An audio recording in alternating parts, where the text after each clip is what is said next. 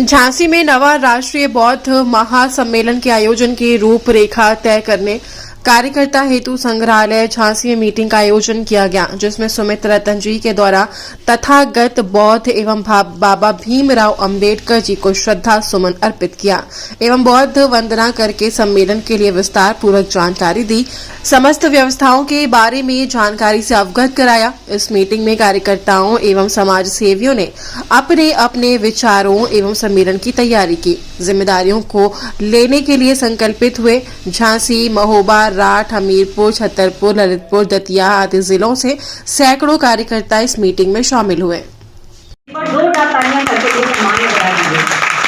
क्योंकि परख अगर हीरे की करनी है तो अंधेरों का इंतजार करो, वरना धूप में यूं तो कांच के टुकड़े भी चमकते हैं, कांच के टुकड़े भी चमकते हैं।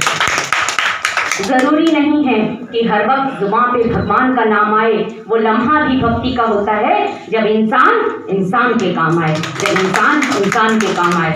मैं सर बहुत बहुत आपका धन्यवाद करती हूँ कि आपने मेरी पूरी जन्म कुंडली बिल्कुल निकाल दी।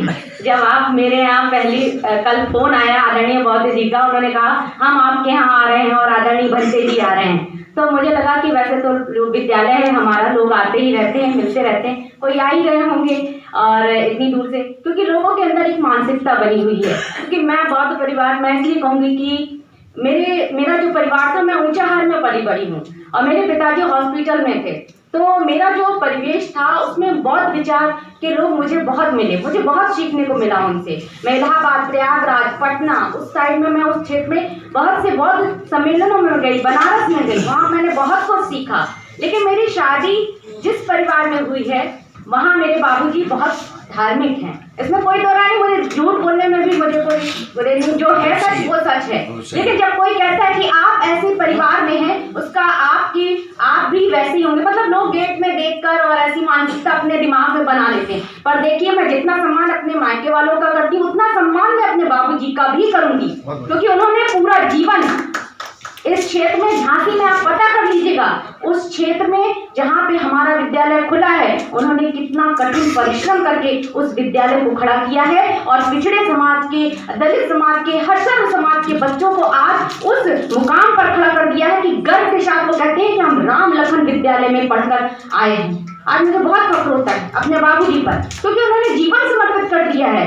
आप पूजा पाठ सब कुछ कीजिए, सब कुछ कीजिए, लेकिन अगर आपने एक बच्चे का जीवन बना दिया है, उसको अच्छी शिक्षा दे दी, तो मैं नहीं समझती उससे बड़ा कोई भी पुण्य हो सकता है।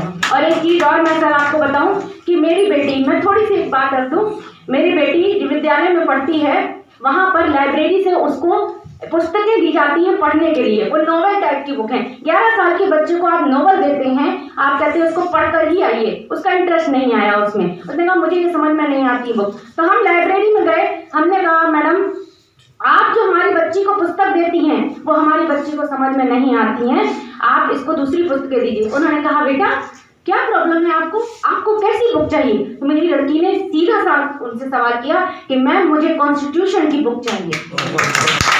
मैं दंग रह गई, मेरे हाथ पांव फूट गए, मेरी लड़की ने ऐसी बात कैसे बोल दी?